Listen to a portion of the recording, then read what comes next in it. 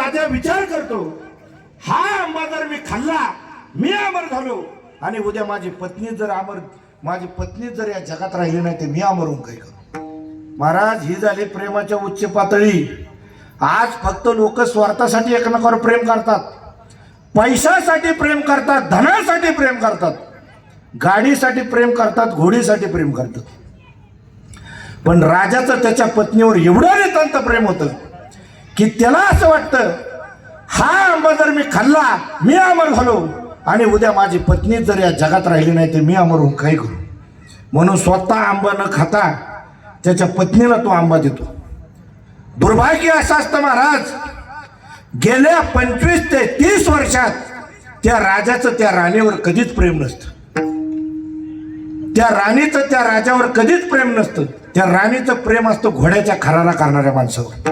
बघा, ज्यावेळेस राणीकडे हा आंबा येतो, राणी विचार करते, हा आंबा जर मी खाल्ला मी अमर झाले आणि उद्या घोड्याचा खरारा करणारा माणूसच जर राहिला नाही तर मी अमर होऊन काय करू. म्हणून तो आंबा घोड्याच्या खरारा करणाऱ्या माणसाला देते. आता बघा, घोड्याच्या खरारा करणाऱ्या माणसाची मानसिक उंची किती असेल. एवढी मोठी राणी आपल्यावर प्रेम करते, एखादा माणूस एकनिष्ठ राहिला असता. पण संसारिक माणसाचे दुर्भाग्य की माणसांवर एकनिष्ठ प्रेम करत नाहीत. त्या घोड्याच्या खरारा करणाऱ्या माणसाचं त्या राणीवर कधीच प्रेम नसतं. तो दबावाखातीर प्रेम करत असतो, स्वतःची नोकरी वाचवण्यासाठी प्रेम करत असतो.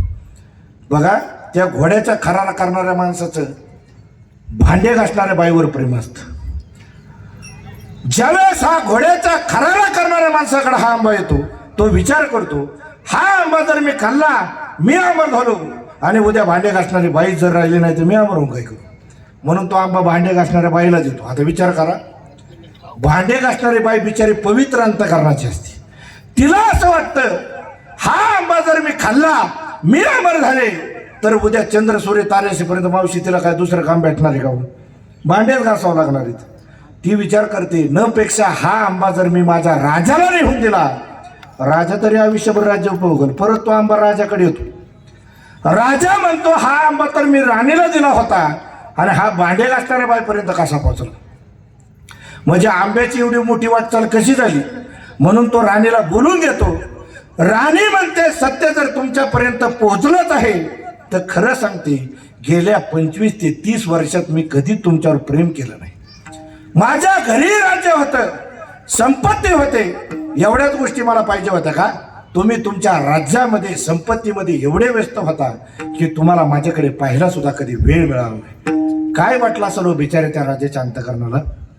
पण मायबापांनो, जी मोठी माणसं असतात ना, ती स्वतःच्या अपयशाचं खापर कधीच दुसऱ्याच्या डोक्यावर फोडत नाहीत. राजा विचार प्रधान होता, बुद्धी प्रधान होता. काहीच न बोलता स्वतःच्या सख्या भावाला विक्रमादित्यला गादीवर बसवतो आणि एवढा मोठा राजा राज्य सोडून निघून जातो. लाजत नाही तो. बघा, आज जरी तुम्ही मध्य प्रदेशमध्ये गेला ना, राजा भरतरीच्या गुफा आहेत महाराज. एवढा मोठा विद्वान राजा, ज्याने चंद्राची, सूर्याची, पृथ्वीची निर्मिती सांगितली, तो राजा राज्य सोडून निघून जातो आणि स्वतःची आत्मकथा रडून लिहितो. तो स्वतःच्या आत्मकथेमध्ये काय लिहितो बघा, धिक्कार असो त्या राणीचा, जिच्यावर गेले 25 ते 30 वर्ष मी एकनिष्ठ प्रेम करत होतो, तिला माझं प्रेम कळालं नाही. धिक्कार असो त्या घोड्याच्या खरारा करणाऱ्या माणसाचा, एवढी मोठी राणी त्याच्यावर प्रेम करत होती, तिचं प्रेम त्याला कळालं नाही. आणि धिक्कार असो माझ्या त्या ज्ञानाचा, माझ्या जवळचीच माणसे किती बदमाश होती हे सुद्धा मला ओळखताना नाही. काय त्या ज्ञानावर अभिमान करावा. जगद्गुरु तुकोबराय म्हणतात, हे सर्व मी वाचलं, अनुभवलं आणि सावध झालो. सावध झालो, सावध झालो, सावध झालो, सावध झालो, सावध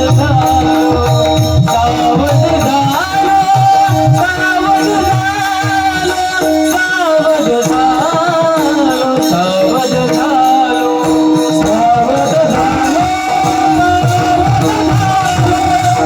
सावध झालो,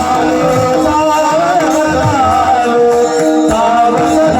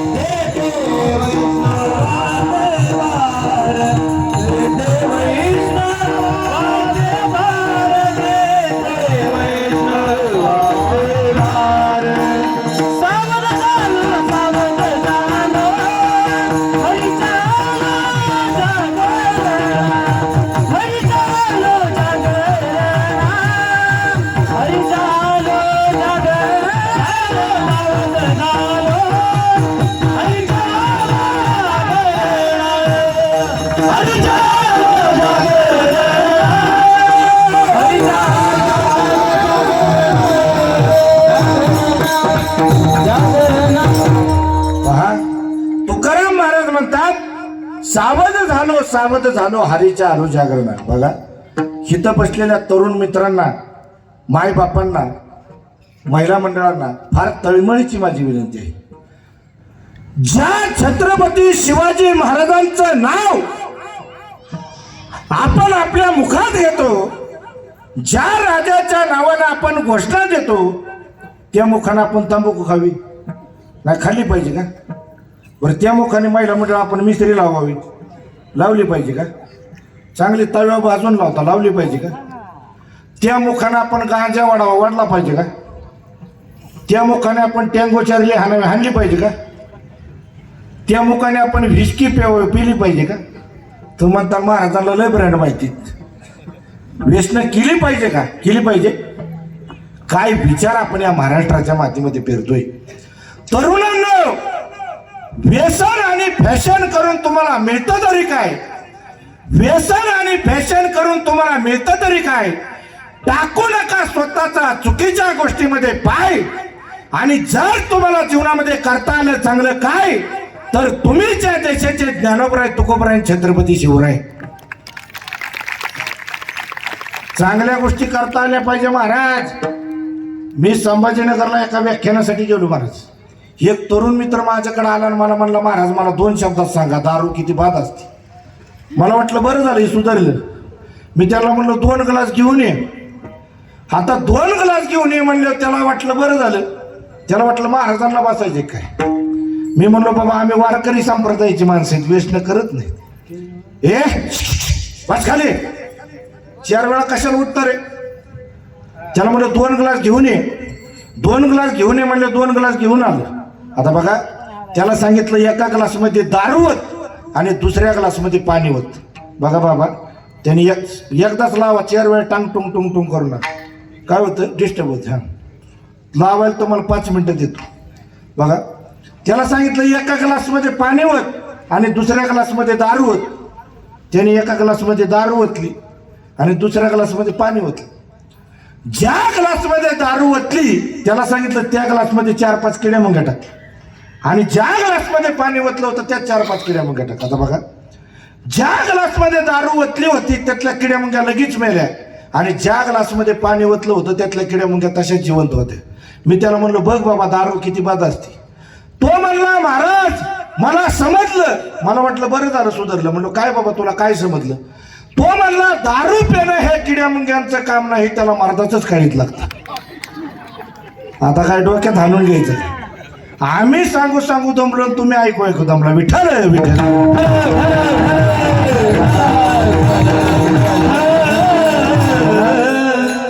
बाप दिवसभर पोराला सांगतो जा जरा, बाप दिवसभर पोराला सांगतो व्यसन करू नये, दारू पिऊ नये.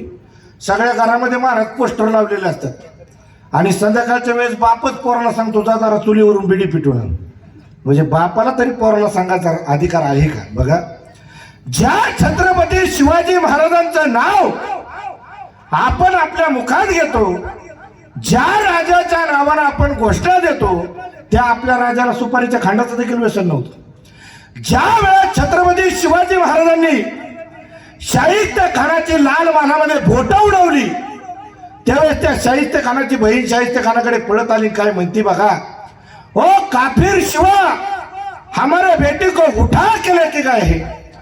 तो शाहिस्ते खान त्याच्या बहिणीला म्हणतो चुप वाईट पगली, ओ शिवा किसी की गर्दन मार सकता है, किसी की उंगलियां छाट सकता है, लेकिन किसी औरत पर हाथ नहीं डाल सकता, किसी औरत पर हाथ नहीं डाल सकता.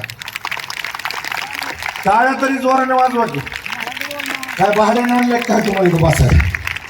हा, रोजाने आले की तर बसला तू बाप. कसं राजाच्या आपल्या जयंती काय चाललंय काय नाही, टाळ्या तरी जरा चांगलं. हा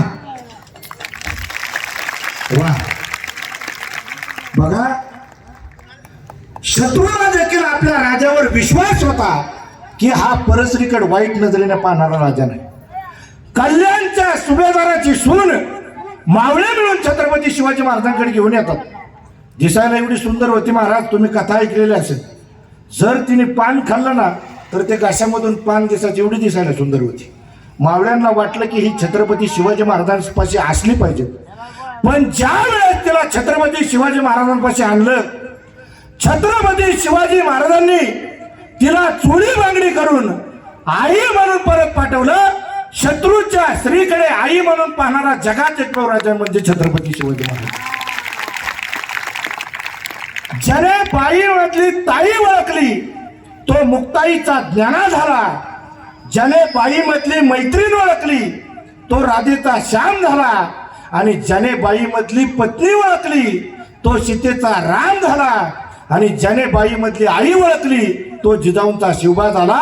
जिजाऊंचा शिवबा झाला. राजा इथे जन्मला शिवनेरी किल्ल्यावर माझ्या राजाचं नाव किल्ल्याचं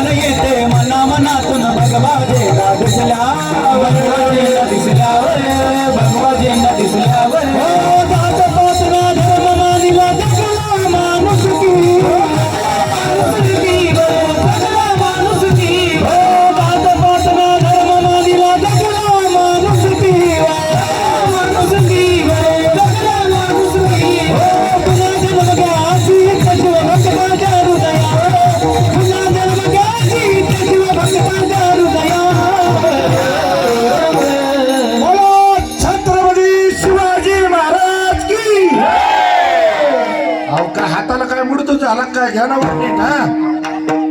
बोलो छत्रपती शिवाजी महाराज की हलो हलो.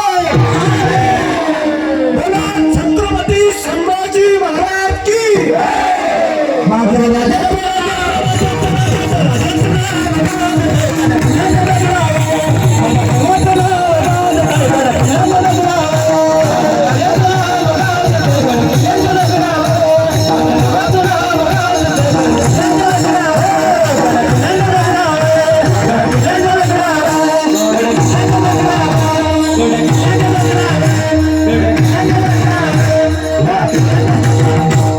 एकदा गायक वादकांसाठी जोरदार कडकडून टाळ्या झाल्या पाहिजे. वादक काय नाराज झाले काय जरा बोलल्यामुळे.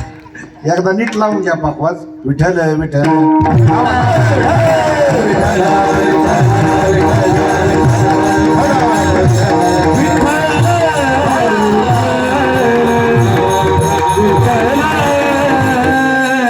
लावून घ्या पाकवाज.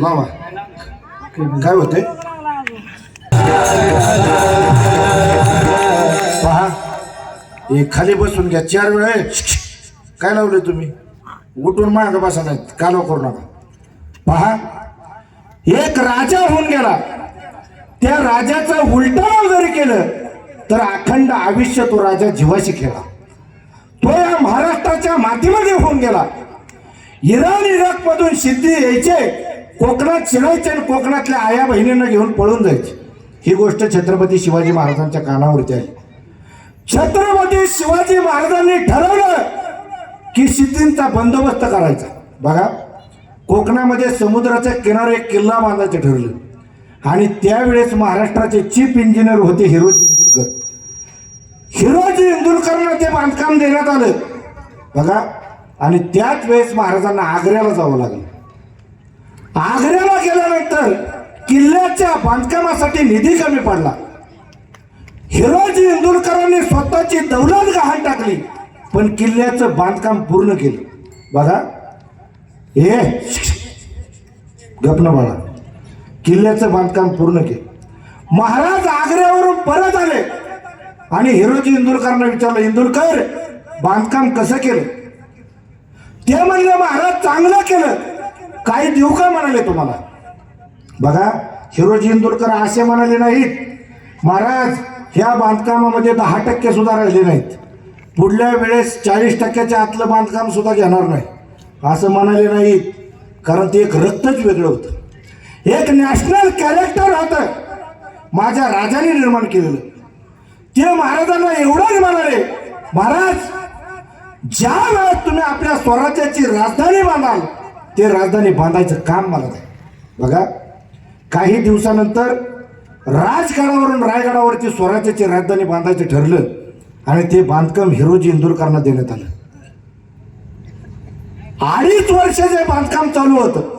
जर कधी तुम्ही रायगडावरती गेले असाल, मावळ्यांसारखे वर चढून गेले असाल, रोपवेने ना, आता रोपवेची सुविधा आहे, मावळ्यांसारखे जर वर चढून गेले असाल, राणी वसा जगदीश्वराचं मंदिर, हाती तलाव, महादरवाजा, राणी वसा, हे सगळं 2.5 वर्षामध्ये पूर्ण झालं.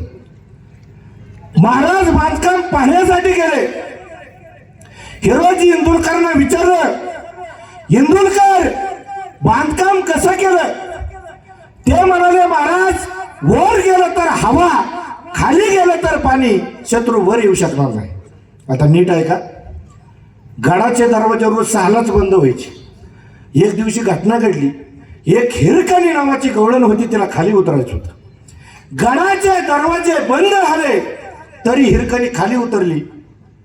महाराजांनी त्या हिरकणीचा गौरव करण्यासाठी तिला पालखीमधून वर आणायला सांगितलं आणि हिरोजी इंदुलकरांच्या हस्ते तिचा गौरव करण्यात आला. त्यावेळेस महाराजांनी हिरोजी इंदुलकरांना विचारलं, इंदुलकर तुम्ही तर म्हणाले होते वर गेलं तर हवा, खाली गेलं तर पाणी, शत्रू वर येऊ शकणार नाही, मग हिरकणी खाली गेली कशी? आता नीट आहे का?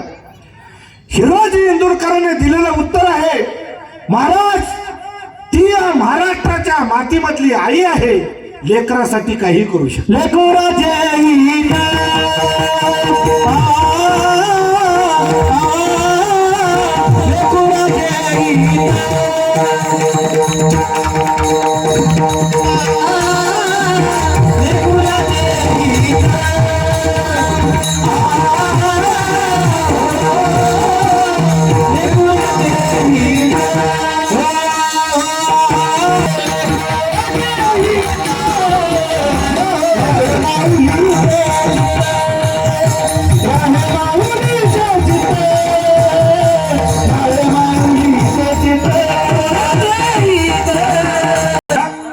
हिरोजी इंदुलकरांनी दिलेलं उत्तर आहे, महाराज ती या महाराष्ट्राच्या मातीमधली आई आहे, लेकरासाठी काही करू शकते. आता बघा, हिरोजी इंदुलकरांना राग आला. हिरोजी इंदुलकर गेले आणि गेले 24 तास तो हिरकणीचा खडक तासून काढला आणि पुन्हा महाराजांकडे आले. महाराजांना म्हणाले, महाराज आता दुसरी हिरकणी खाली उतरू शकणार नाही. महाराज म्हणाले, हिरोजी इंदुलकर काय पाहिजे तुम्हाला? बघा, ते महाराजांना म्हणाले, महाराज नाही, मी तुम्हाला मागणार आहे, पण राज्याभिषेक सोहळ्याच्या वेळी मागणार आहे. 6 जून 1674 छत्रपती शिवाजी महाराजांचा राज्याभिषेक सोहळा सुरू झाला. महाराज ज्याला त्याला ज्याच्या त्याच्या पराक्रमानुसार काही ना काही देत होते. कुणाला ढाल, कुणाला तलवार, कुणाला घोडा. हिरोजी इंदुलकर अशा कोपऱ्यामध्ये उभा होते. महाराज म्हणाले, इंदुलकर तुम्हाला काय? बघा, इंदुलकर नाहीच. महाराज मी तुम्हाला मागणार आहे, पण ज्या वेळेस तुम्ही जगदीश्वराच्या दर्शनाला याल आणि पूर्वेच्या दिशेने बाहेर पडाल त्यावेळेस मी तुम्हाला मागणार आहे. बघा महाराज गेले. हे तुला लास्ट सांगितलं की बस खाली बस. आता जर बोलला तर तुला उचलून इकडे पोत्यात टाकून नाही. विठ्ठल विठ्ठल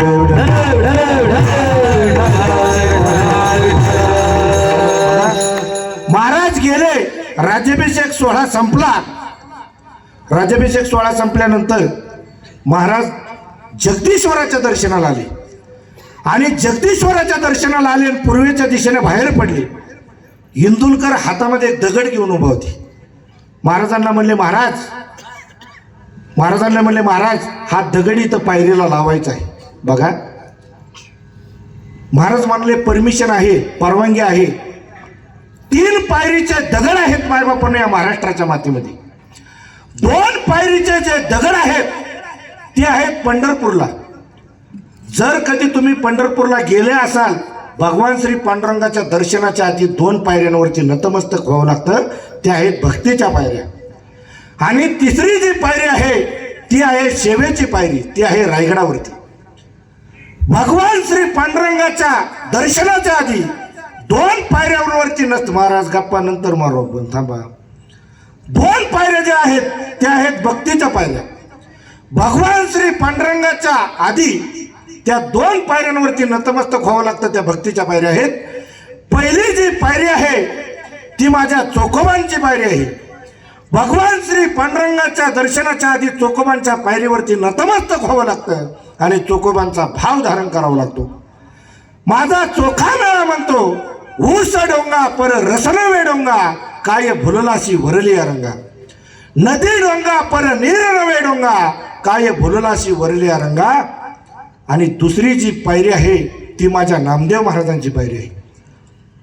माझे नामदेव महाराज म्हणतात, वैकुंठ असं आम्हा नको जाडू हरी, वास दे पंढरी सर्व काळ. भगवंता मला वैकुंठाला नाही जायचं, मला तुझ्या या पायरीची चिरा बनव. लाखो भाविक ज्यावेळेस तुझ्या दर्शनासाठी येतील त्यांच्या पायावरची धूळ माझ्या मस्तकावरती पडत राहू दे. आणि तिसरी जी पायरी आहे जिगरबाज मित्रांनो, नीट ऐका, ती पायरी आहे रायगडावरती. ती पायरी आहे सेवेची पायरी. आणि त्या पायरीवरती काही अक्षर कोरली गेलेली आहेत आणि ती अक्षर आजही आपल्याला प्रेरणा देतात. सेवेचे ठाई तत्पर हिरोजी इंदुलकर. कुठं गेली एवढी एकनिष्ठ माणसं या महाराष्ट्राच्या मातीमधून? आज जर महाराज असते आणि हिथं बसलेल्या मावळ्यांना म्हणले असते, चला आज आपल्याला एखादी मोहीम पत्ते करायची असते, काय म्हणले असते महाराजी मावळे? काय म्हणले असते? महाराज आज जरा कणकणी आली, जरा दुसरा मावळा बघता का? आज जरा बायको शिवेत देते, जरा दुसरा मावळा बघता का? त्या काळात महाराजांसाठी जीव द्यायची स्पर्धा होती आणि आज एकमेकाचा जीव घ्यायचा स्पर्धा आहे. बघा म्हणून म्हणतात, माझी जाऊने रिया में सुंदर शिवाजी राजा, माझी जाऊने रिया में सुंदर शिवाजी राजा, माझी जाऊने रिया में सुंदर शिवाजी राजा, माझी जाऊने रिया में सुंदर शिवाजी राजा, माझी जाऊने रिया में सुंदर शिवाजी राजा, माझी जाऊने रिया में सुंदर शिवाजी राजा, माझी जाऊने रिया में सुंदर शिवाजी राजा, माझी जाऊने रिया में सुंदर शिवाजी राजा. राजा जानता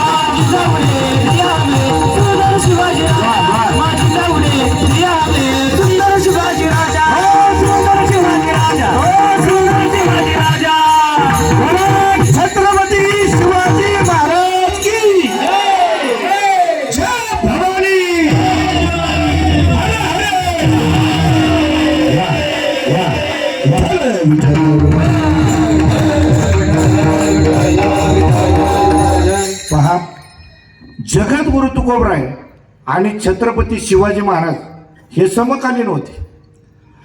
यांचा एकाच काळामध्ये जन्म होता.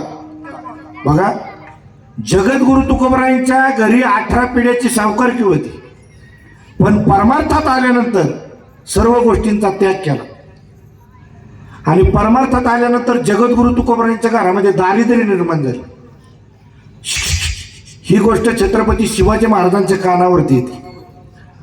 छत्रपती शिवाजी महाराज म्हणतात, माझ्या राज्यातील जर संत उपाशी असतील आणि विशेष करून जगद्गुरु तुकोबरायांसारखे संत जर उपाशी असतील तर राज्य करणं चुकीचं आहे. प्रजा जर दुःखी असेल आणि विशेष करून जगद्गुरु तुकोबरायांसारखे संत जर उपाशी असतील तर राज्य करणं चुकीचं आहे. म्हणून छत्रपती शिवाजी महाराजांनी जगद्गुरु तुकोबरायांच्या जीवनाला मदत म्हणून नजराणा पाठवला आणि हा इतिहास जगद्गुरु तुकोबरायांनी त्यांच्या अभंगामध्ये लिहिलेला आहे. जेवढं राजा पाठवू शकतो तेवढं सगळं वैभव पाठवलं आणि वाजत गाजत हा खजिना जगद्गुरु तुकोबरायांच्या दिशेने म्हणजे देहूच्या दिशेने निघाला.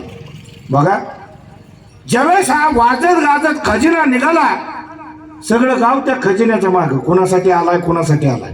बघा, जो आपल्यासाठी आला नाही त्याच्या मागं सगळं गाव आणि ज्याच्यासाठी आलाय त्याच्या मागं कुणीच नाही. काही मानवी जन्माची दुर्गती असेल. बघा, ज्याचं आपल्यावर प्रेम आहे त्याच्याकडे लक्ष नाही आणि ज्याच्यावर आपलं प्रेम आहे, ज्याचं आपल्यावर प्रेम आहे त्याच्याकडे लक्ष नाही. काही मानवी जन्मातली दुर्गती असेल. बघा, सगळं गाव त्या खजिन्याच्या मागं कोणासाठी आलाय कोणासाठी आलाय म्हणे तुकोबरायासाठी आलाय. बघा, गावात चर्चा चालू झाली.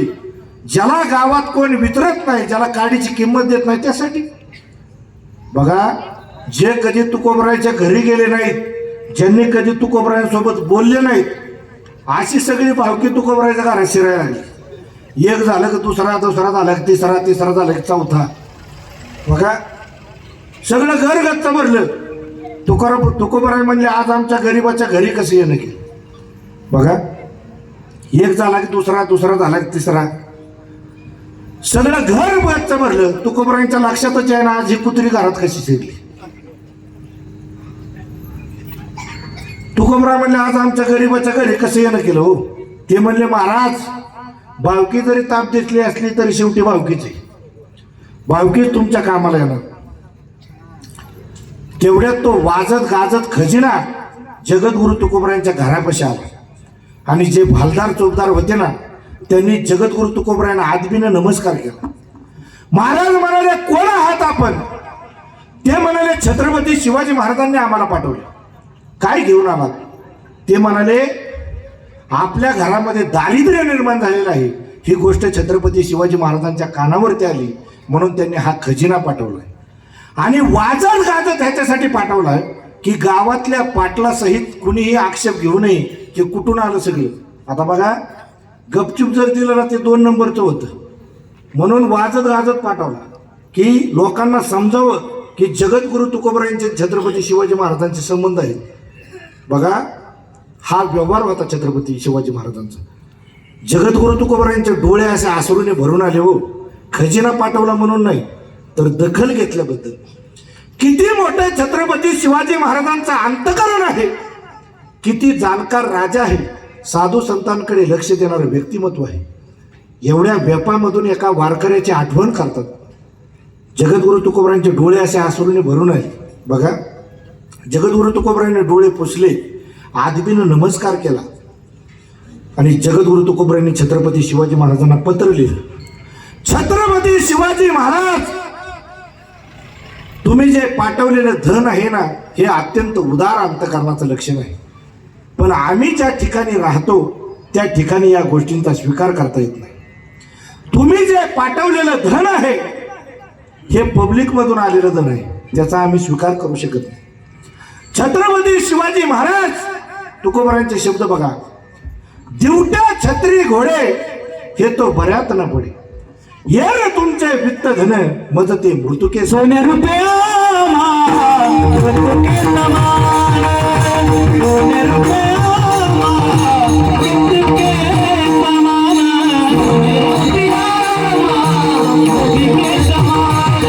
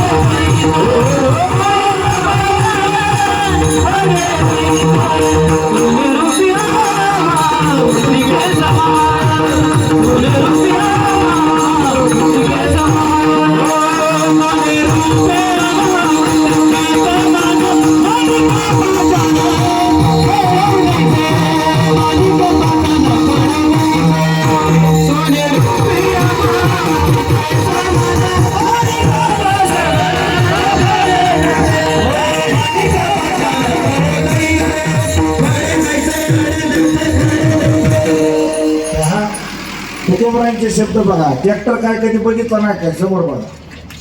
तुकोबरायांचे शब्द बघा. ये रे तुमचे वित्त धन मत ते मृतुके समान. अहो इकडं लक्ष द्या. आम्ही इथं गुळ खाऊन पाणी पिऊ पिऊ दमलो. तुम्ही ट्रॅक्टर आला माणूस सुटला त्याच्याकडेच बघत बसता. विठ्ठल विठ्ठल म्हणल्यावर टाळी वाजव. एखाद्याला जर 2 तासाने अटॅक नाव असला 2 दिवस पुढे जातो असं अमेरिकन शास्त्रज्ञांचं बघा. तुम्ही आपला हात बांधले बसता. हा विठ्ठल विठ्ठल म्हणल्यावर टाळी वाजली. विठ्ठल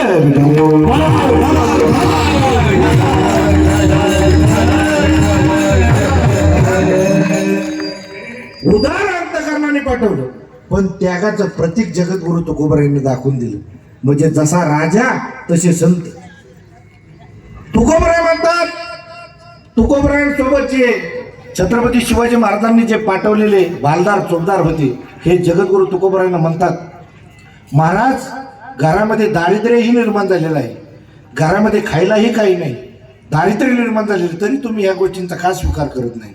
बघा तुकोबराय म्हणतात याजसाठी केला होता अठ्ठास शेवटचा दिस गोड व्हावा. येणारं जे म्हातारपण आहे ना ते चांगलं जाण्यासाठी आम्हाला तर ह्या आमच्या घरातल्याच गोष्टी होत्या सोडल्या ह्याच्यासाठी की भगवंताने आमचा स्वीकार करावा. भगवंताचं नाव घेऊन आमचं नाव मोठं व्हावं ह्याच्यासाठी आम्ही केलेलं नाही. तुम्ही उठा बरं सगळे. उठा उठा लवकर. विठ्ठल विठ्ठल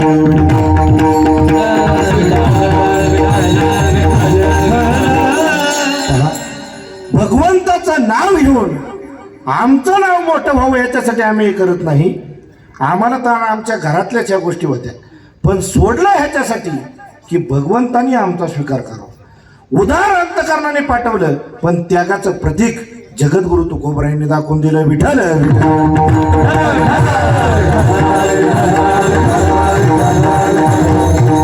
पहा खरं तर हा भव्य दिव्य प्रकारचा जो शिवजयंतीनिमित्त आपल्या नगरीमध्ये तरुणांनी जो हा भव्य दिव्य प्रकल्प भव्य दिव्य योजना आखून हे केलेलं आहे छत्रपती शिवाजी महाराजांचं स्मारक तसंच हा भव्य दिव्य ध्वज आहे. ह्याच्या कामासाठी तरुण मित्रांना तुमच्या सहकार्याची गरज आहे. मी इथं जमलेल्या सर्वांना विनंती करतो ह्याच्यापेक्षा पण भव्य दिव्य शिवजयंती आपली झाली पाहिजे. ह्याच्यासाठी ज्यांच्याकडे कोणाकडे वर्गणी राहिली असेल तर नम्र विनंती उद्यापासून वर्गणी लवकरात लवकर जातानेच देऊन जा. खरं देऊन जा. देवाला जर दिलं तर देव 10 हाताने देतो. कुणी वर्गणी बुडू नका मायबापांनी. देवाचं गावाचं आणि भावाचं कधी खाऊ नये. आपल्या वाट्याला जी वर्गणी आली मोठ्या मनाने डबल वर्गणी द्यायला शिका. तुमच्या गावातले जे तरुण मंडळ आहेत खरंच आलेल्या महाराज त्यांच्याकडे बघितलं महाराजांकडे बघितलं सगळे तुमचे भजनी मंडळ असू द्या गावकरी असू द्यात काय उत्साह आहे. एकदा जोरदार त्यांच्यासाठी टाळ्या होत्या. आजकाल बघा गौतमी पाटील नाचवायसाठी महाराज 10-10 लाख रुपये लोक घालवतात पण इकडं पैसे द्यायचं म्हणल्यावर मूठ आवडतात. पण तुमचं गाव खरंच चांगलं आहे. एवढ्या बहुसंख्येने तुम्ही इथं उपस्थित आहात. पुन्हा एकदा तुमच्यासाठी जोरदार टाळ्या. एवढं भव्य दिव्य नियोजन महाराष्ट्रात अगदी बोटाव मोजण्यासारखी गावं आहेत महाराज. कमी गाव आपलं खरंच सावरगाव जे आहे आध्यात्मिक वारसा आहे गावाला. पहा आणि तुमच्या गावामध्ये एक गोष्ट प्रामुख्याने बघायला मिळते जातीभेद नाही महाराज. सर्व जाती धर्माची लोक आपला राजा पण असा होता, कधी जातीपातीचा विचार केला नाही महाराज. सगळ्या जाती धर्माची 18 पगड जाती आणि 12 बलुतेदार समाज महाराजांसाठी लढत होता. त्यामुळं अशा प्रकारचं आपलं जे गाव आहे, खरंच आम्हाला अभिमान वाटला. आज सर्वांनी सांगितलं आम्हाला गावाची जी ऐतिहासिक पार्श्वभूमी सांगितली. खरंच कौतुक करण्यासारखं आहे. आणि सगळ्यांना नम्र विनंती आहे, जर कुणाची वर्गणी राहिली असेल तर लवकरात लवकर वर्गणी जमा करावी. विठ्ठल विठ्ठल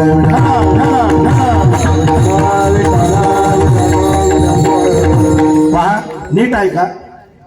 स्वतंत्र पूर्व काळातली कथा आहे. एक राजा होता, एक राणी होती. राजाही सुखी होता, राणीही सुखी होती. पण त्या राजाला एक दुःख होतं की त्याला 4 चौघात सांगावं असं स्वतःचं मूल नव्हतं. मग एखाद्या राजाला जर मूल नसेल तर त्याच कुळातलं, त्याच वंशातलं एखादं हुशार, तडफदार, चुनचुनीत मूल दत्तक घेतलं जायचं आणि त्याला ट्रेनिंग दिली जायची की भविष्यात तुला राजा बनायचे. आता बघा, त्या राजाला समजलं की प्लासीच्या लढाईनंतर एक शेतकऱ्याचं कुटुंब नाशिक येथे वास्तव्यास आहे आणि त्या शेतकऱ्याला 3 मुलं आहेत. राजानं कलेक्टरला आज्ञा दिली आणि सांगितलं जा आणि त्या शेतकऱ्याच्या 3ही मुलांना दरबारामध्ये घेऊन ये. बघा, शेतकऱ्याच्या 3ही मुलांना दरबारात बोलवलं. आता गरीब कुटुंब होतं त्या शेतकऱ्याचं. ते शेतकरी घाबरलं. त्याला वाटलं कलेक्टरची गाडी माझ्या दारात आली, कसं तरी जगणार हे कुटुंब होतं. अशी कच्ची बच्ची मुलं होती. कधीतरी सणासुदीला बायकोसाठी एखादी साडी, पोरांसाठी कपडे, असं कसं तरी चालणार हे कुटुंब होतं. कलेक्टरची गाडी केल्यानंतर तो शेतकरी बिचकला. नंतर त्याला कळलं की राजाला मुलगा नाही, म्हणून आपल्या मुलांसारखी अशी बरीच मुलं दरबारामध्ये बोलवलेली आहेत आणि आज ह्यातील एका मुलाचं राजा म्हणून सिलेक्शन होणार. बघा, आता इथं बसलेलं कोण UPSC MPSC करणार असेल तर त्यांना माहीत असतं की UPSC MPSC मध्ये एक कमिटी असते. मुनी प्रधानजी, दिवाणजी, सेनापती आणि स्वतः महाराणी साहेब चेअरपर्सन होते. म्हणजे आज कोणत्याही सरकारी नोकरी करताना एक इंटरव्ह्यू घेतला जातो, तसा इंटरव्ह्यू त्या मुलांचा घेतला जायचा. त्याला 4-5 प्रश्न विचारले जायचे आणि लास्ट एक कॉमन प्रश्न होता, काय रे बाळ इथं कशाला आलास. बघा, शेतकऱ्याचा सगळ्यात मोठा पोरगा पुढे गेला, त्याला 4-5 प्रश्न विचारले आणि लास्ट प्रश्न त्या महाराणी विचारला, काय रे मुला इथं कशाला आलास. त्याने दोन्ही खांदे वर केले आणि म्हणला, कोण जाणू बा म्हणला म्हणून आले. बा म्हणजे वडील म्हणला म्हणून आले. बघा, शेतकऱ्याचा सगळ्यात लहान पोरगा प्रश्न विचारायच्या आधीच पळून गेला, घाबरली ती. आणि बघा, शेतकऱ्याचा 9 वर्षाचा मुलगा होता. 9 वर्षाचा मुलगा पुढे आला, त्याला 4-5 प्रश्न विचारले आणि लास्ट प्रश्न त्या महाराणीने विचारला, काय रे बाळ इथं कशाला आलास. बघा, ह्या 9 वर्षाच्या मुलानं डावा पाय पुढं, उजवा पाय माग आणि छातीवर हात ठेवून म्हणाला राजा व्हायला आलो. बघा, ह्या 9 वर्षाच्या मुलाला आज आपण ओळखतो बडोद्याचे सुप्रसिद्ध महाराज सयाजी महाराज गायकवाड म्हणून. या 9 वर्षाच्या मुलानं जीवनाच्या नजरेत नजर घालून दिलेलं उत्तर राजा व्हायला आलो. बघा, इथं बसलेला आज मी बाळांना विचारतो, काय रे बाळ इथं कशाला आलास. कीर्तन ऐकायला. जीवन पण मित्रांनो आपल्याला असा प्रश्न विचारत असतं, काय रे बाळ इथं कशाला आलास. बघा, ह्या 9 वर्षाच्या मुलानं स्वतःच्या जीवनामधला स्वतर ओळखलाच, स्वतःमधला राजा ओळखला. आज तो मुलगा आपण ओळखतो बडोद्याचे सुप्रसिद्ध महाराज गायकवाड, सयाजी महाराज गायकवाड. त्यांनी विदेशामध्ये शिक्षण केलं. त्यांनी विदेशामध्ये डॉक्टर बाबासाहेब आंबेडकरांना असाच एक भारत मातेचा महान पुत्र डॉक्टर बाबासाहेब आंबेडकर यांना विदेशामध्ये शिक्षण करण्यासाठी शिष्यवृत्ती दिली. बघा, सयाजी महाराजांनी स्वतःमधला स्व ओळखलाच, पण दुसऱ्यामधला स्व ओळखायला मदत केली. त्या विदेशामधील इकॉनॉमिकच्या शिक्षकांनाही डॉक्टर बाबासाहेब आंबेडकरांना सल्यूट केला की हा माझा विद्यार्थी माझ्यापेक्षा पण हुशार आहे. बघा, ज्या वेळेस डॉक्टर बाबासाहेब आंबेडकर विदेशामधून शिक्षण करून आले त्यावेळेस भारतामध्ये कुठं नोकरी भेटणार, कारण लोक म्हणायचे शिकले म्हणून काय झालं, महारथी महाराज. सयाजी महाराजांनी त्यांना आपल्या दरबारामध्ये क्लास 1चा अधिकारी म्हणून नोकरी दिली. आता बघा, हिथं बसलेल्या प्रत्येक जणाला आयुष्य प्रश्न विचारत असतो, महाराज काय रे बाळी हिथं कशाला आलास. आपल्याला सवय असती, आज आपण आपल्या पोरांना 10वी 12वी मध्ये थोडे मार्क कमी पडले म्हणून आपण त्यांच्यावर रागवतो. एखाद्याला जर गणित येत नसलं आणि शेजारचा पोरगा जर इंजिनियरला गेला म्हणून आपलाही गेला पाहिजे, तो नापास झाला तरी चालेल पण तो इंजिनियर झाला पाहिजे. बघा, सयाजी महाराजांना आयुष्य विचारत होतं, काय रे बाळ इथं कशाला आलास. त्या पोराने ओळखलं, स्वतः मधला राजा ओळखला. भले भले ज्यावेळेस इंग्रजांना घाबरत होते त्यावेळेस सयाजी महाराज इंग्रजांना मुजरा करायला पण नाही म्हणत होते. व्हाईसरॉयनी कल्पना काढली होती, कलकत्त्यामध्ये व्हाईसरॉय हत्तीवर बसणार आणि भारतातले जेवढे संस्थानिक आहेत ह्यांनी नंग्या तलवारी घेऊन हत्ती पुढे चालायचं आणि व्हाईसरॉय हत्तीवर बसणार. व्हाईसरॉयनी सयाजी महाराजांना पत्र पाठवलं, तुम्हाला ही कल्पना कशी वाटते. बघा, सयाजी महाराज म्हणले आम्हाला ही कल्पना मान्य नाही. व्हाईसरॉय रागवले. सयाजी महाराज म्हणले रागवायचंच होतं तर विचारायचं कशाला. आता बघा, इंग्लंडमध्ये व्हिक्टोरिया राणीचा जुगेली दरबार भरला होता. भारतातल्या प्रत्येक संस्थानिकाने पुढे जायचं आणि त्या व्हिक्टोरिया राणीपाशी मुद्रा करायचा. बघा, इंग्लंडमध्ये व्हिक्टोरिया राणी पुढे जुगेली दरबारामध्ये सयाजी महाराज मुद्रा करायला नाही म्हणाले. आम्ही फक्त हिंदवी स्वराज्याचे संस्थापक छत्रपती शिवाजी महाराजांना मुद्रा करतो, तुम्हाला करणार नाही. याला म्हणतात स्वतः मधला स्व ओळखणं. चांगलं बोलता येणं ही पण एक बुद्धिमत्ता आहे. चांगला पकवाज वाजवता येणं ही पण एक बुद्धिमत्ता आहे. चांगलं गाता येणं ही पण एक बुद्धिमत्ता आहे. चांगलं कीर्तन करता येणं ही पण एक बुद्धिमत्ता आहे. चांगल्या कार्यक्रमाचं नियोजन करता येणं ही पण एक बुद्धिमत्ता आहे. चांगला स्वयंपाक करता येणं ही पण एक बुद्धिमत्ता आहे. बघा, आपल्या डोक्यांमध्ये भुसा भरलेला आहे. पोरगा जर इंजिनियर झाला तरच तो चांगला, डॉक्टर झाला तरच चांगला. बघा, 10वी नापास सचिन तेंडुलकर आज क्रिकेटचा देव आहे. 4थी नापास गणितामध्ये अल्बर्ट आइन्स्टाईन आज फिजिक्सचा देव आहे.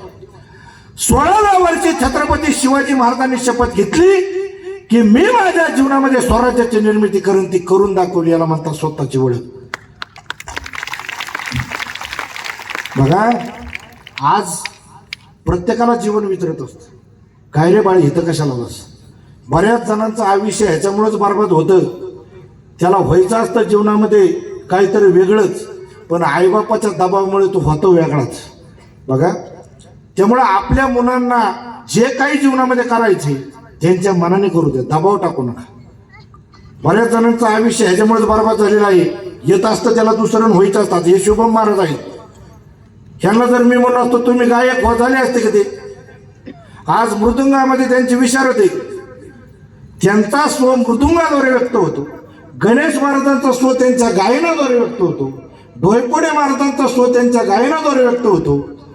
माझा स्व माझ्या कीर्तनाद्वारे व्यक्त होतो. तर तुमचा आणि माझा स्व कशाद्वारे व्यक्त होतो हा स्वतःला प्रश्न विचारणं गरजेचे.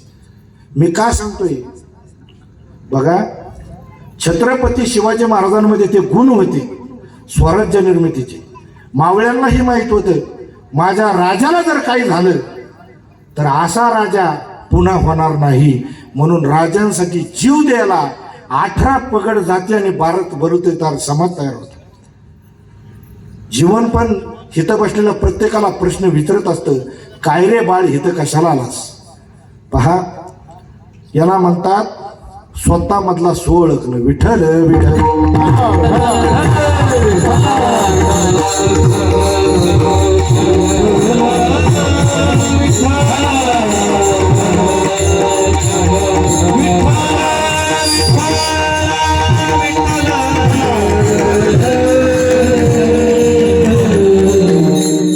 दुसरं सावध होण्याचं ठिकाण आणि काळ याला पण फार महत्व आहे. हा म्हातारपणामध्ये लोक सांगत होतात. आता म्हातारपणामध्ये सांगत होऊन काय फायदा असतो? शरीरामध्ये कस राहिलेला नसतो. आपलं शरीर जर आपल्याला धोका देतो तर लोक तर धोका देणारच. म्हातारपणामध्ये आपलं रक्त बदलतं. आपली मुलं आपल्यावर प्रेम करत नाहीत. ज्यांच्यासाठी आपण तारुण्य खर्च केलं ते, जिच्या सुखासाठी आपण रात्रंदिवस कष्ट केलं ती पत्नी देखील म्हातारपणात गोड बोलत नाही. आणि स्त्रियांचं देखील दुर्भाग्य असतं. फक्त पुरुषांचं म्हातारपण वाईट असतं असं नाही. 25 वर्ष आई आपल्या मुलावर प्रेम करते. 25व्या वर्षी मुलाचं लग्न होतं. 4 तांदूळ डोक्यावर पडतात. आता बघा तांदळाचा प्रभाव किती मोठा असतो. दुसऱ्या दिवशीपासून त्याचं डोकं बदलतं. म्हणजे तांदूळ डोक्यावर पडल्यानंतर डोकं बदलतं, याला संसार म्हणतात. आणि हे जर कर्तव्य कर्म आईने केलं असतं तर दुसऱ्या दिवशीपासून सुनेबरोबर बांधणी झाली नसती. पण या गोष्टी जीवनामध्ये आपल्याला समजत नाही. आणि हे सांगणारे जे साधू संत आहेत त्यांच्या सानिध्यामध्ये कधी आपण जात नाही. त्यामुळे जगाने जर आपल्यावर प्रेम करावंसं वाटत असेल तर अधिकार कमवा, योग्यता कमवा. माणसाने जर आपल्यावर प्रेम करावंसं वाटत असेल तर भगवंताबरोबर आपलं प्रेम ठेवा. कारण जनाबाई खूप सुंदर सांगतात, देव सखा जरी विश्व अवघे कृपा करी. भगवंताने जर आपल्यावर प्रेम केलं ना तर जग आपोआप प्रेम करेल. पण अधिकार नसताना प्रेमाची अपेक्षा करू नका. भारतीय संस्कृतीमध्ये 4 गोष्टींना अतिशय महत्व आहे. त्या गादीवर बसून मिळत नाही. त्याला पुरुषार्थ असा शब्द आहे. धर्म, अर्थ, काम आणि मोक्ष. गादीवर बसून धर्म होत नाही. मंदिरामध्ये जाऊन पैसे कमवले जात नाही. संसारामध्ये विरक्त होऊन कामाची तृप्ती होत नाही. आणि लोकांतात राहून मोक्ष कधी मिळत नाही. या विरोधामधल्या घटना आहेत. मोक्षावर व्याख्यान देणं वेगळं आणि मोक्ष मिळवणं वेगळं. ज्ञानोबराय सांगतात, साधूच्या अंतकरणामधला काम आपोआप निघून जातो. तो काम सर्वता जाई, जयाचे आत्मसंतोषी मन राही, तोची स्थित प्रज्ञ होय पुरुष झाली. आणि तुकाराम महाराज सुद्धा एका अभंगामध्ये म्हणतात, तुका म्हणे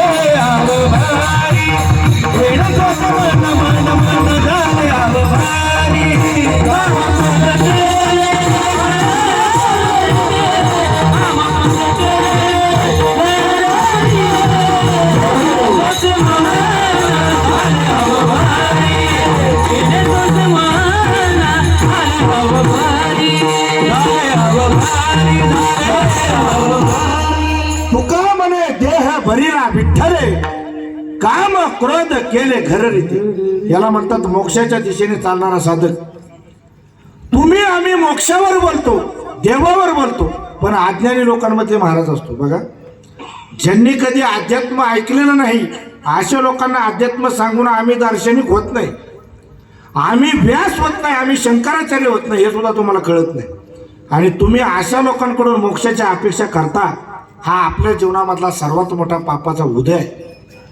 तुकाराम महाराज म्हणतात, देवा तू मला भेट अथवा भेटू नकोस, पण असले साधू संत माझ्या जीवनामध्ये नको आहेत.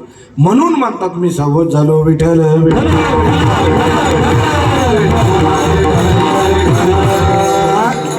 तरुणपणामध्ये सावध झाले पाहिजे. तारुण्य हे निसर्गाने दिलेलं दान आहे. तरुणपणामध्ये बरबादही होता येतं आणि श्रीमंतही होता येतं. आता इथं बसलेल्या म्हाताऱ्या माणसांनी नीट आहे का म्हातारपण म्हणजे काय?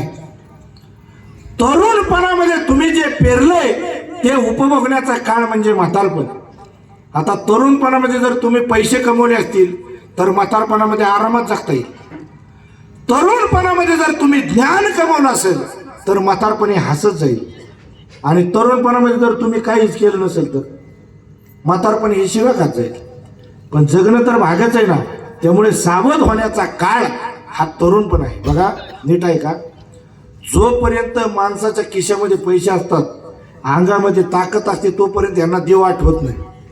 आयुष्यभर खांडखुंड खातात, कधी यांना देवाच्या दारात येत नाहीत, मंदिरात येत नाहीत, हरिपाठाला येत नाहीत. जिगण लावतात ह्यांना नावं ठेवतात, ज्यांच्या काळात माळ आहे ह्यांना सुद्धा नावं ठेवतात.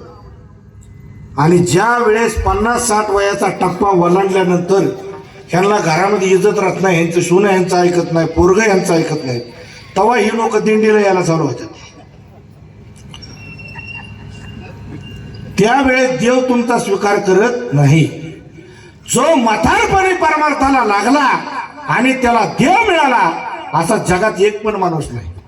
म्हणजे म्हाताऱ्या माणसांवर महाराजांचा काय राग आहे असं नाही, पण सावध होण्याचा काळ हा तरुणपण आहे. कारण तुकाराम महाराज सुद्धा एका विकलिया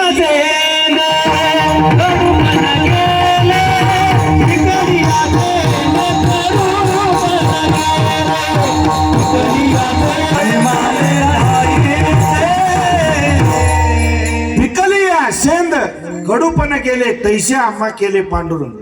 बघा, शेंदर जर पिकलं ना तर त्याचा वरचा रंग बदलतो ना, आतला कडवटपणा निघून जातो. तसं ज्या साधकाने तरुणपणामध्ये परमार्थ केला, आज्ञान रूपी आतला कडवटपणा निघून जातो, वरच्या कातडीचा रंग बदलतो, चमक येते, याला परमार्थ म्हणतात. तरुणपणामध्ये या जगाचा स्वभाव आपल्याला समजला पाहिजे. आणि हे सांगणारे फक्त संत असतात. ज्ञानोबराय सांगतात, ज्या जगातील लोकांवर आपण विश्वास ठेवतो त्या लोकांची काय अवस्था आहे. जे लोकींचा चंद्र क्षयरोगी, जे ते उदया होय असता लागी. सूर्याला रोज उगवावं लागतं आणि अस्त व्हावं लागतं. दुःख येऊन सुखाची अंगी सळीत जगाती. दुःखाने सुखाचा शर्ट घातलेला आहे आणि समोरच्या माणसाला असं वाटतंय की सुख आपल्या दिशेने येतंय, पण खऱ्या अर्थानं ते आले नसतं दुःख. म्हणून सावधवा विठ्ठल विठ्ठल.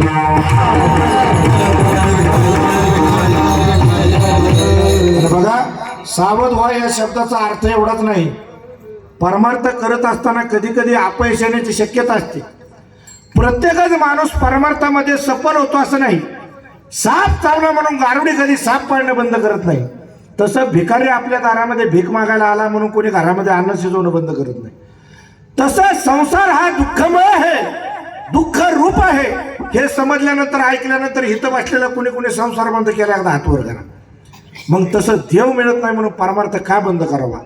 आज ना उद्या ती शक्यता असते. आणि ज्यांना ज्यांना देव मिळाला आहे तीच माणसं देव स्वरूपाने भगवंत स्वरूप झालेले आहेत. ज्ञानोबर आहे, तुकोबर आहे. म्हणून देव मिळत नाही म्हणून परमार्थ बंद करावा हा विषय जीवनामधला नसावा. आणि दुसरा महत्वाचा विषय, इतकाच संसार करा की ज्याच्यामध्ये प्रसन्नता असेल. इतकं जास्त पण कमवू नका, सर्वजण तुम्हाला लुटायला पाहतील. आणि एवढं कमी पण कमवू नका की घरामध्ये खायला काही नसेल. हिंदी मधला एक संत फार सुंदर पद्धतीने मांडणी करतो. साई इतना दीजिए जहां में कुटुंब समाये. भगवंता मला एवढंच दे की ज्याच्यामध्ये माझं कुटुंब समावेल. मैं भी भूका ना राहू ना साधू भूका जाई. मी पण उपाशी राहू नये आणि साधू पण उपाशी जाऊ नये एवढंच दे. रावणाच्या संपत्तीचं काय झालं महाराज. कमवलं जगाला लुटून आणलं आणि शेवटी त्यालाच लोकांनी लुटलं. रावणाच्या बाबतीत तर काय सांगावं महाराज. जगद्गुरु तुकोबर आहे, कोणाच्याच घराचं वर्णन करत नाहीत, पण रावणाच्या घराचं वर्णन करतात. कोटी घरे देते काशा आणि तांब्याची, शुद्ध कांचनाची 7 कोटी. सोन्याची घरं होती. ज्याची घरं सोन्याची होती त्या रावणाला समाधान मिळालं नाही. आणि तोळा 2 तोळं बोटात घालून कसं समाधान मिळणार आहे आपल्याला. कसं शक्य आहे. त्यामुळे सोनं हे खऱ्या अर्थानं सोनं नाही, तर तारुण्य हे खऱ्या अर्थानं सोनं आहे. ते कुणाच्या पाठीमागं पाळण्यात बर्बाद करू नका. रस्त्यावर उभा राहून ते बर्बाद करू नका. कर्तृत्व शक्ती जागी करा आणि पुरुषार्थ प्रधान जीवन जगण्याचा प्रयत्न करा.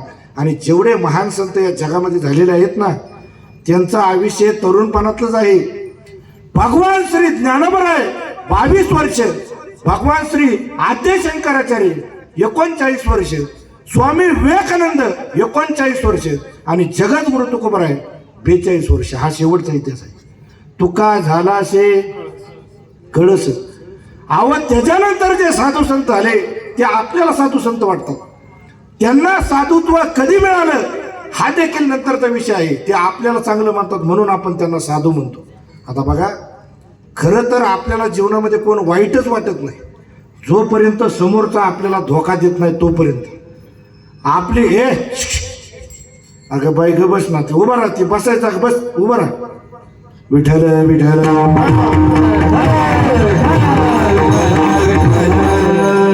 बघा, जोपर्यंत आपल्याला समोरच्याचं अंतःकरण कळत नाही तोपर्यंत आपण त्याच्या विश्वास ठेवून बसतो.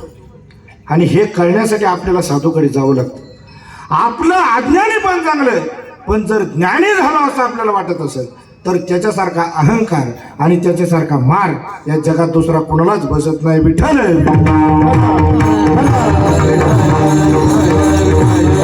नीट ऐका. एक आंधळ रोज मंदिराच्या दरवाजावर भीक मागायचं. कोण कुठं भीक मागायचं बोला? हा, सावरगाव मधली माणसं बोलतात का नाही? का झोपलाय तुम्ही? कोण कुठं भीक मागायचं? आंधळ मंदिरापुढं. हा, आंधळ आंधळ कुठं? मंदिरापुढं. मंदिराच्या मोर महिला मंडळ. आंधळ कुठं भीक मागायचं? मंदिराच्या. हा, त्यांच्यासाठी एकदा जोरदार टाळ्या वाजवा. वा, आंधळ रोज मंदिराच्या दरवाजावर भीक मागायचं. आमोशाच्या रात्री आणि पावसाच्या ढगा रात्री ते आंधळ घाबरत घाबरत घरी निघालं होतं. एका साधूला त्याच्यावर दया आली. साधूला असं वाटलं डोळस माणसाला काय दिसत नाही, बिचारे आंधळ्याला काय दिसेल, म्हणून साधूला त्याला एक कंदील दिला. कोणाला कंदील दिला? काय कळलं का नाही? आता तुम्हाला जसं हसू आलं तसं ते आंधळ्याला हसू आलं. आंधळा म्हणाला रात्र जरी भयंकर असली किंवा साधी असली तरी मला या कंदिलाचा काय उपयोग आहे, मी आंधळा आहे. साधू म्हणाला अरे बाबा माझ्यावर तरी विश्वास ठेव, मी साधू आहे म्हणून. मला माहित आहे रात्र जरी भयंकर असली किंवा साधी असली तरी तुला या कंदिलाचा काही उपयोग नाही, पण दुसरा माणूस तुला येऊन धडकू नये म्हणून मी तुला हा कंदील दिलाय. बघा, रोज खाली मानून घालून जाणार आंधळ कंदील हातात आल्याबरोबर छाती पुढं काढून चालायला लागली. त्याला असं वाटलं आज आपल्याला कोणी धडकणारच नाही. थोडं पुढं गेलं की दुसरा माणूस त्याला येऊन धडकला. आंधळ गटरीमध्ये पडलं आणि कंदील एका बाजूला पडला. रोज शिव्या देत नव्हतं पण आज शिव्या द्यायला लागले. बघा, गरिबीमध्ये माणसं कधी शिव्या देत नाहीत. थोडा पैसा आला, थोडं ज्ञान आलं की माणसं धनाधन शिव्या देतात. गरीब माणूस कधीच तक्रार करत नाही की संसार आमच्या अनुरूप नाही. श्रीमंत माणसं तक्रार करतात की संसार आमच्या अनुरूप नाही. बघा, ज्या वेळेस आंधळ्या माणसानं शिव्या द्यायला सुरुवात केली त्यावेळी डोळ्याच माणसाने त्याला विचारलं का रे बाबा रोज धडकत होतास पण शिव्या देत नव्हता, आज का शिव्या देतो? तो म्हणला आज माझ्या हातामध्ये कंदील होता. डोळस माणूस म्हणला तुझ्या हातामध्ये कंदील होता असं मी गृहीत धरतो, पण तो कंदील विझलेला होता हे तुला माहित नाही, तुझं दुर्भाग्य. बघा, ज्या ज्ञानावर आपण विश्वास ठेवतो ते पुस्तकातलं ज्ञान आहे, जीवन जगण्यासाठीचं ज्ञान आहे का? ज्या ज्ञानावर आपण विश्वास ठेवतो ते पोट भरण्याचं ज्ञान आहे, आनंदाचं ज्ञान आहे का? आनंदाचं ज्ञान फक्त साधू संतांकडे असतं. ते ऐकलं तरी आनंद वाटतो, पण ते ऐकण्याचा सावध होण्याचा आपण कधी प्रयत्नच करत नाही. विठ्ठल विठ्ठल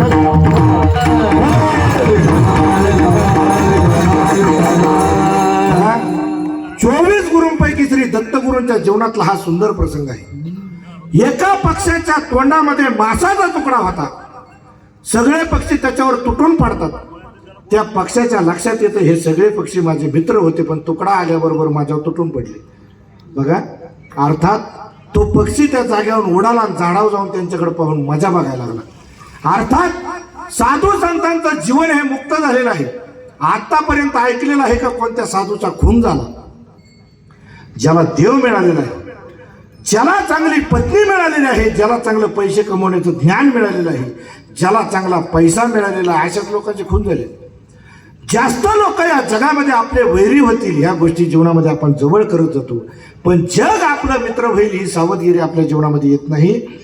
जगद्गुरु तुकोबराय म्हणतात मी खूप भाग्यवान आहे की मी हरीच्या आलो जागरणात. जिथं साधू संतांचं सानिध्य असतं तिथं हरीच्या जागरण असतं, आणि तिथं जो माणूस साधूच्या सहवासात येतो त्याच्यासारखा भाग्यवान माणूस या जगात दुसरा कोण ठरत नाही. त्याच्यावर माणसंच काय जनावरं देखील प्रेम करायला लागतात. विठ्ठल विठ्ठल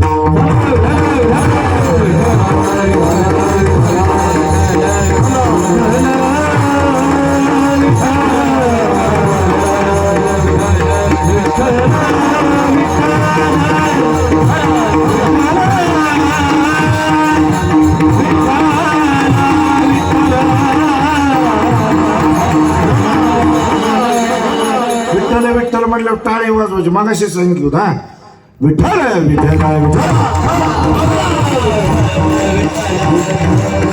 पहा पहा आजच्या तरुण पिढीला छत्रपती शिवाजी महाराजांचा इतिहास कळणं फार काळाची गरज आहे महाराज.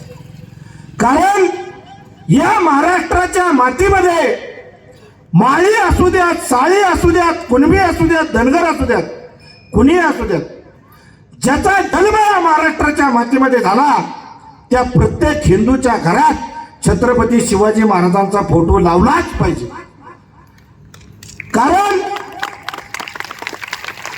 छत्रपती शिवाजी महाराज जर या महाराष्ट्राच्या मातीमध्ये जन्माला आले नसते ना माळी ना साळी ना कुंभार ना धनगर ना मराठा ना म्हार ना ब्राह्मण ना कुणबी ना मराठा ना कोणीच आपल्याला बघायला दिसलं नसतं. एवढा ग्रेट होता आपला हा राजा. पहा एक सुंदर कथा सांगतो, नीट ऐका. छत्रपती शिवाजी महाराजांवर एक संकट पडलं होतं.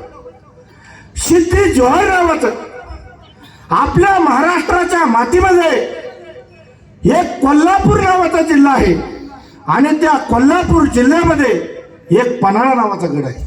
बघा त्या पन्हाळा गडाला 42,000 सैन्याने वेढा दिला होता आणि गडावर फक्त 1200च मावळे होते. सुटणं अशक्य होतं. मै लेके आऊंगा शिवाजी को जिंदा या मुर्दा असा विडा त्याने उचललेला होता. बघा फार कडक होता. अफजल खानासारखा दूर्थ नव्हता. त्याने विडा उचललेला होता पण सुटणं अशक्य होतं. एका बाजूला 42,000 आणि दुसऱ्या बाजूला 1200. छत्रपती शिवाजी महाराजांच्या डोक्याने प्लॅन केला गडावरून 2 पालख्या काढायच्या. एका पालखीमध्ये छत्रपती शिवाजी महाराज बसणार आणि दुसऱ्या पालखीमध्ये छत्रपती शिवाजी महाराजांसारखा दिसणारा पोरगा बसवायचा. पाठवा पत्र सिद्धीला. बघा सिद्धीला पत्र पाठवलं. राजे शरण येतात. पुसाटीच्या बुर्जाकडून पाळण्याचा प्लॅन ठरला. आता महाराजांपुढे प्रश्न एवढाच होता की महाराजांसारखा दिसणारा पोरगा शोधायचा. आणि गडावरती असा एकच पोरगा होता ज्याची दाढी महाराजांसारखी होती, ज्याची उंची महाराजांसारखी होती, जो दिसायला हुबेहूब छत्रपती शिवाजी महाराजांसारखा होता. त्याचं नाव होतं शिवा काशीद. न्हावी समाजाचा पोरगा होता महाराज. 2च वर्ष चालतं बरं का त्याच्या लग्नाला. महाराजांना वाटलं उद्या त्याचं काय बरं वाईट झालं तर त्याच्या आईला काय सांगू, त्याच्या बायकोला काय सांगू. महाराज त्याला काहीच म्हणाले नाहीत. 2 तासानंतर ती पोरग महाराजांकडे आले आणि महाराजांना म्हणतात राजा मुद्रा घ्या. राजा म्हणाला कशासाठी मुद्रा. तो म्हणाला तुमच्या डोक्यावरचं मुकुट घालण्यासाठी धडाधड चिरे पडतील, ते मुकुट माझ्या डोक्यावरती घाला. तुमच्या कमरेला असणारी भवानी तलवार माझ्या कमरेला लावण्याचं सौभाग्य द्या. तुमचं छत्रपती शिवाजी महाराज नाव सुद्धा मला द्या. राजा म्हणाला अरे वेड्या, तलवार मिळेल, मुकुट मिळेल, माझा शेला देखील मिळेल, पण हे सर्व तुला जिथं घालून जायचे ना शिवा, तिथून परत कधीच यायचं नाही रे, तिथून परत कधीच यायचं नाही. तो म्हणला राजा त्याच्यासाठीच मागतोय. असा जर मेलो तर शिवा न्हावी म्हणून मरेल, पण तुमचे कपडे घालून जर मेलो तर छत्रपती शिवाजी महाराज म्हणून मरेल, छत्रपती शिवाजी महाराज म्हणून मरेल. काय प्रेम असेल या पोरांचं. एक न्हावी समाजाचं रक्त मराठा समाजाच्यासाठी जीव द्यायला निघाले हा इतिहास आपल्या पोरांना शिकवा. एक शिवा काशीद महाराजांसाठी जीव द्यायला निघालाय, एक मुरारबाजी महाराजांसाठी जीव द्यायला निघाला हा इतिहास आपल्या पोरांना शिकवा. हिंदू मुसलमानाची दंगल शिकू नका, कुणाची डोकी फोडायला शिकू नका, हा इतिहास शिकवा. बघा महाराजांसाठी 18 पगड जाती आणि 12 बलुतेदार समाज लढत होता. एकट्या माणसाने हे स्वराज्य उभा नाही केलं. कष्ट केले तर माझ्या राजानं, जाती जाती तलवातून कारे. कष्ट केले तर माझ्या राजानं, जाती जाती तलवातून कारे. कष्ट केले तर माझ्या राजानं, जाती जाती तलवातून कारे. कष्ट केले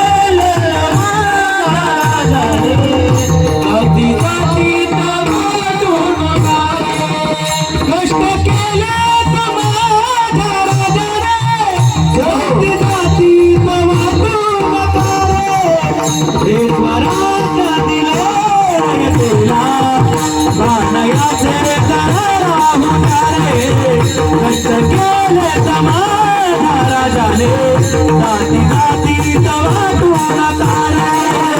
कष्ट केले समाजाला जाती जातीचा वाटून काढे कष्ट केले समाजाला जाती जातीचा वाटून काढे जाती जातीचा वाटून काढे जाती जातीचा वाटून काढे.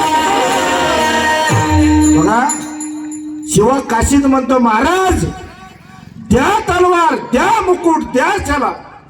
महाराजांनी त्याला तलवार दिली मुकुट दिलं शेला देखील दिला. बघा दोन्ही पालख्या दोन्ही बाजूने निघाल्या. एका पालखीमध्ये शिवा काशीत बसला आणि दुसऱ्या पालखीमध्ये छत्रपती शिवाजी महाराज बसले. महाराजांनी त्याला सगळं शिकवलं होतं कसं बोलायचं कसं चालायचं. बघा ज्या पालखीमध्ये छत्रपती शिवाजी महाराज बसले होते ती पालखी रडायची आणि ज्या पालखीमध्ये शिवा काशीत बसला होता ती पालखी हसायची. ज्या पालखीमध्ये छत्रपती शिवाजी महाराज बसले होते ती पालखी रडायची कारण आता शिवा नव्याचं कसं होणार म्हणून महाराज रडत होते. आणि ज्या पालखीमध्ये शिवा काशीत बसला होता ती पालखी हसायची कारण मेला तरी भेटतर पण माझा राजा विशालगडावर पोहोचेल. बघा दोन्ही बाजूने दोन पालख्या निघाल्या. महाराजांनी त्याला सगळं शिकवलं होतं कसं बोलायचं कसं चालायचं. पण एक गोष्ट राहिली होती मायबापांना. महाराज पालखीमधून उतरताना नेहमी उजव्या बाजूने उतरायचे पण शिवा नेमक्या डाव्या बाजूने उतरला. सिद्धीच्या सरदाराने ओळखलं हा राजा नाही. कत्तल झाली महाराज त्याची. 3 तलवारी त्याच्यावर चालत होत्या. जेवढा राग छत्रपती शिवाजी महाराजांवर होता तेवढा राग त्याच्यावरती काढला. पहिल्यांदा त्याची बोटं कापली हात कापले पाय कापले मांड्या कापल्या पोट कापलं मुंडकं कापलं आणि तुकडं तुकडं करून बारीक मांस एका पोत्यामध्ये भरलं आणि ती पोतं छत्रपती शिवाजी महाराजांना सुप्रीम भेट म्हणून दिली. महाराजांनी ज्यावेळेस ते पोतं सोडलं ना महाराज ढसाढसा रडायला लागले. एवढी बेकार माती कुणाची झाली नव्हती. एवढे बेकार हाल कुणाचे झाले नव्हते. महाराजांनी त्याचा गडावरच अंत्यविधी केला. गडावरच त्याचा धावा केला.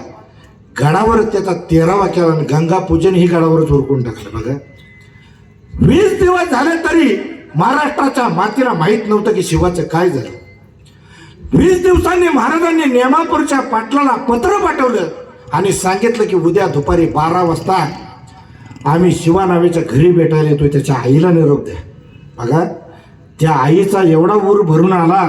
तिला वाटलं 2 वर्ष झालं तर पोराच्या लग्नाला 2 वर्ष झालं तरी पोरग घरी येत नव्हतं. 2 वर्षानंतर पोरग घरी येणार. त्या आईला एवढा आनंद झाला. तिनं आपल्या कपाटामधली ठेवणीतली 9वारी साडी सुनबाईला नेसायला दिली. सुनबाई उद्या या महाराष्ट्राचे दैवत छत्रपती शिवाजी महाराज आपल्या घरी येणार आहेत. ही 9वारी साडी नेसा. कपा भरून कुंकू लावा. ही मेकअपचं सामान घ्या मेकअप करा. उद्या महाराष्ट्राचे दैवत छत्रपती शिवाजी महाराज आपल्या घरी यायचे त्यांची आरती तुम्हाला करायची. बघा त्या पोरीनं सकाळ सकाळ घरापुढं सारून घेतलं रांगोळ्या काढल्या. महाराज गावच्या वेशीला आले. हर हर महादेव जय भवानी जय शिवाजीच्या घोषणा सुरू झाल्या. महाराज धनगराच्या गल्लीला आले. माळ्याच्या गल्लीला आले. मराठ्यांच्या गल्लीला आले. शिवा नाव्याच्या दारात आली. ती पोरगी महाराजांना ओवळायला पुढे आली. तेवढ्यात पाठीमागून आवाज आला सुनबाई तुम्ही नका ओवळू राजांना. बघा त्या पोरीला तर वाटलं माझ्या सासूनं मला 9वारी साडी नेसायला दिली. कपाळ भरून कुंकू लावायला सांगितलंय. मेकअपचं सामान दिलंय आणि ऐन टायमाला मी राजांना ओळखणार ओवळणार तर माझी सासू माझ्याबरोबर असं का वागत असं. त्या पोरीनं मागे वळून बघितलं. हा तर माझ्या सासूचाच आवाज आहे. बघा तिने दुसऱ्या पोरीच्या हातामध्ये ताट दिलं आणि पाय आपटत घरामध्ये निघून गेली. दुसऱ्या पोरीनं महाराजांना ओवळलं. महाराज घरामध्ये आले. हातामध्ये पाण्याचा तांब्या आणि गोळाचा खडा देण्यात आला. आधीच्या काळामध्ये प्रथा होती. आणि आल्या आल्या महाराजांनी घरात कांबळीवर बसले आणि पहिला प्रश्न त्या आईला विचारला का हो आई का नाही वाळून दिलं तुम्ही त्या पोरीला. ती आई म्हणाली महाराज ती शिवाची बायको आहे. महाराज म्हणले चाललं असतं नाही द्यायचं ना वळून तिला. किती थाटामध्ये ती पोरगी उभा होती. किती अपमान केला तुम्ही त्या पोरीचा. त्यावेळेस ती आई म्हणाली महाराज ती शिवाची बायको आहे. महाराज म्हणले चाललं असतं नाही, द्यायचा ना वळून तिला. त्यावेळी ती आई म्हणाली, महाराज तुमच्यासारख्या श्रीमंत राजाला एका विधवा बाईनं वळून. महाराजांच्या हातातला पाण्याचा तांब्याच खाली पडला. बघा, महाराज रडायला लागले, मावळी रडायला लागली. रडता रडता महाराजांनी त्या आईला विचारले, का आई तुम्ही कसं ओळखलं? आणखी या महाराष्ट्राच्या मातीला मी कळून दिलं नाही, तुम्ही कसं ओळखलं? बघा, ती आई म्हणाली, महाराज तुम्ही या जगाचे जाणते राजा असाल, संपूर्ण जगाला फसू शकता पण एका आईला फसू शकत नाही. बघा, महाराज रडायला लागले, मावळे रडायला लागले, संपूर्ण घर दुःखामध्ये बुडालं आणि शिवाच्या बायकोचं कुंकू पुसण्यात आलं. सोन्या चांदीची ताटं घरामध्ये आली. ती आई म्हणाली, महाराज नको मला तुमचं हे सोनं, नको मला ही तुमची चांदी.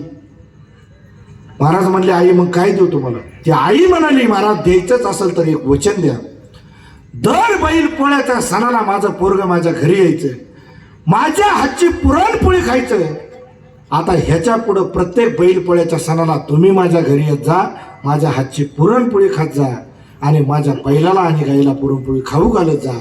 मग महाराजांनी त्या आईला शब्द दिला, आई जोपर्यंत या देहामध्ये श्वास आहे ना तोपर्यंत तुमच्याच घरची पुरणपोळी खायला येणार. मग त्या आईनं डोळं पुसलं. ती आई म्हणाली, जो गेलाय ना तो छत्रपती शिवाजी महाराज गेलाय, जो राहिलाय तो माझा शिवा नाही राहिलाय. बघा,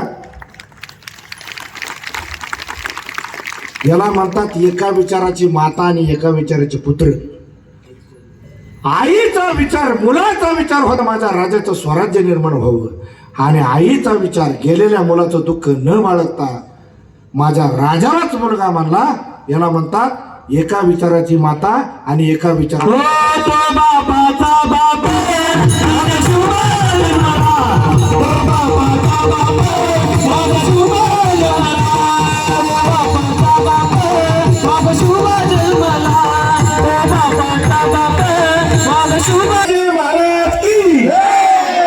आवाज यायला माझ्या मंडळ नीट हातवर करा. बोलो छत्रपती शिवाजी महाराज की. पुरुषांनी थांबा, महिला मंडळांचा आवाज आला पाहिजे. हातवर राहता तुमची, पण लय खाली घेऊन आता, लय दमले तुम्ही. हा, बोलो छत्रपती शिवाजी महाराज की. कोणाचा आवाज जास्त येतोय बघू, महाराजांवर कोणाचं जास्त प्रेम आहे. उभा हात वरच राहू द्या. पुरुष मंडळी बोला छत्रपती शिवाजी महाराज की जय. भवानी महिला मंडळ जय भवानी. दोघांनी हर हर तो बाबा बाबा बाबा जन्मला, तो बाबा जन्मला,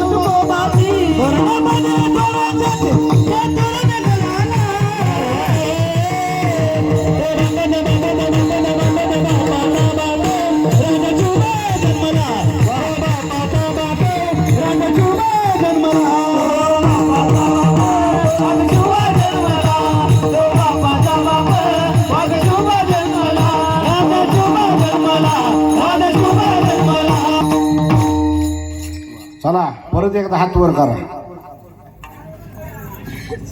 काय वाटतंय का नाही तुम्हाला?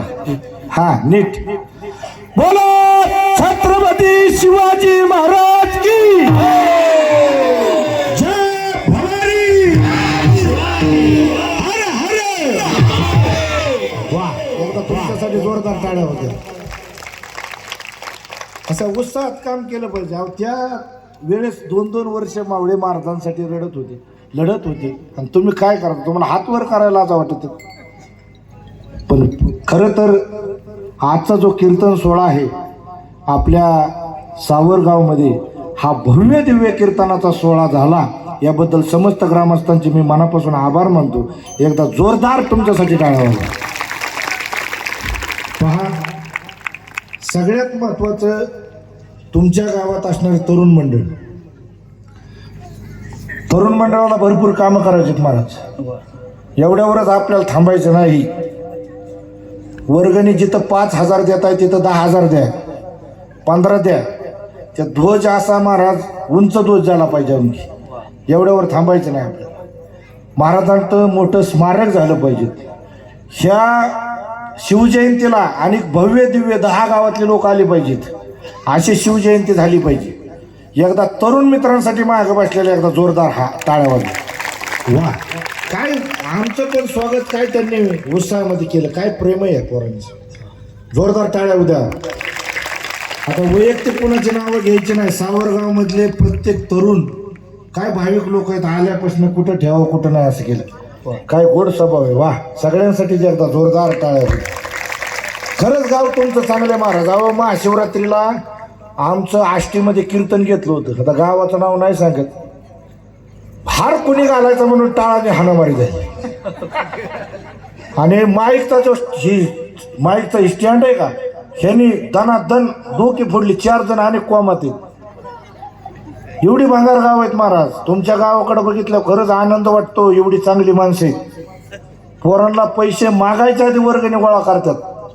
आणि जर राहिलीच असले कोणाचे द्या, नाही तर नाव वाजल्या म्हणताना राहू द्या जाऊ द्यात. पहिली वर्गणी गोळा करा. आणि खरंच मोठे मोठे मला पत्रिका दाखवली आता त्यांनी मंदिराच्या कलशार सोहळ्याचे. आणि काय मोठाले सप्ताह असतात. विद्वान लोक येतात, महात्मे येते त्या गावात. खरं तुमचं कुठतरी पुण्य आहे. एवढं चांगला कार्यक्रम तुमच्या गावामध्ये अखंड हरिनाम सप्ताह सुद्धा 4-4 मोठे सप्ताह असतात. खरंच असं गाव तुरळक गाव आहेत महाराष्ट्रामध्ये. तर पहा, आजच्या कीर्तन सेवेसाठी ज्यांनी मृदुंगाची सुंदर अशी साथ दिली. थोडं महाराजांना बोललो, मध्ये वाजू नका, पण तरुणपणामध्ये परमार्थ केला पाहिजे याचं उदाहरण शुभम महाराज कदम. काय वाजवलं गोड माणसाने. आता जोरदार पणामध्ये वाजलं की जोरात टाळ्या वाजवा. हा वा. तसेच आमचे परम मित्र गणेश महाराज कदम आळंदीवरून आलेले गायनाचार्य आहेत. एकदा जोरदार टाळ्या होईल. तसेच संतोष महाराज डोयफोडे गायनाचार्य आमचे परम मित्र. एकदा जोरदार त्यांच्यासाठी टाळ्या होईल. तसेच महाराज आपलं नाव काय सांगा. सांगा असू द्या. अहो सांगा, काय गावाचं नाही नाव घेऊ. तुम्ही महाराज आहे का? हा, बालाजी महाराजांसाठी एकदा जोरदार टाळ्या होईल. हा वा. तरुणपणामध्ये परमार्थ केला पाहिजे. वास महाराजांकडे बघितल्या विठ्ठलाचीच आठवण आली मला. एकदा जोरदार टाळ्या होत्या. वा. महाराज आपलं नाव काय? अनिल महाराजांसाठी एकदा जोरदार टाळ्या होत्या. विनेकरी महाराज आपलं नाव काय? हा, नागनाथ महाराजांसाठी एकदा जोरदार टाळ्या होत्या. महाराज आपलं नाव? वा, महाराजांचे मावळेच येत जगदा जोरदार होते महाराजांसाठी. पोपट महाराजांसाठी जोरदार. वा. बाबा आपलं वय किती? 75. वा. बाबांकडे ह्या वयात बाबा एवढे तेजस्वी दिसतात. तरुणपणामध्ये काय रूप असेल त्यांचं. एकदा सोबदार महाराजांसाठी. महाराज आपलं नाव काय? हा, विष्णू महाराज. खरंच विष्णूचाच अवतार म्हणावा लागेल. एकदा जोरदार महाराजांसाठी टाळ्या होईल. वा. काय तेज आहे बघा ना तुम्ही. तुम्ही उगा आपले तरुण अशी मार्गाळ्या जण मनका मोडला तुमच्या पाठीचा. सगळ्यात महत्वाचं कार्यक्रम चांगला व्हायला सिस्टीम चांगली लागते. महाराज आपलं नाव काय? MK sound. MK sound. MK साऊंडसाठी एकदा जोरदार टाळ्या होईल. वा. बघा, आता उद्या तुमच्या गावाचा कसा कार्यक्रम झाला ह्याच्यासाठी बिचारा एक मुलगा सातत्याने इकडून तिकडं तिकडून इकडे फिरतोय. ते बिल्डिंगवरच चालला. मला वाटलं काय उडी हाणतोय काय, पण तिथून वरनं कॅप्चर करत होता. ड्रोनचं काम त्याने बिल्डिंगवर चढून केलं. एकदा आमच्या यश दादा थोरासाठी एकदा जोरदार काय आता तुम्हाला माझ्यासाठी वाजवायचे असले तर वाजवा, पण बळजबरी नाही करू. झालेली सेवा माऊलींच्या चरणी, छत्रपती शिवाजी महाराजांच्या चरणी, आई जगदंबेच्या चरणी, आई तुळजाभवानीच्या चरणी मी अर्पण करतो आणि सेवेला पूर्ण विराम देतो. ज्ञानेश्वर कुमारी जय जय